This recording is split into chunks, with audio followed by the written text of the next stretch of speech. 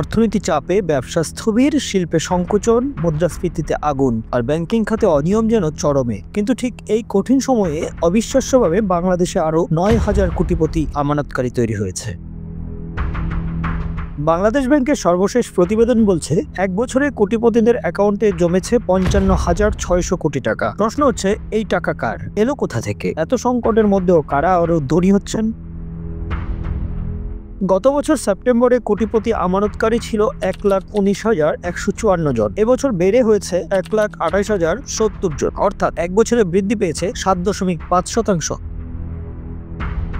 অর্থনীতিবিদরা বলছেন, এটি স্বাভাবিক আচরণ নয়। অর্থনীতি সংকুচিত, কিন্তু অদৃশ্য আর্থিক প্রবাহ বাড়ছে। ফলে সম্পদ কেন্দ্রীভূত হচ্ছে সীমিত একটি গোষ্ঠীর হাতে। গত বছরে 50 কোটি টাকার বেশি আমানতকারী ছিল 1,800 জন, আর চলতি বছর সেটি বেড়ে দাঁড়িয়েছে 1,947 জন। মাত্র এক বছরে 147 জন সুপার কোটিপতি হয়েছেন। তাদের অ্যাকাউন্টে জমা হয়েছে 21,000 কোটি টাকা।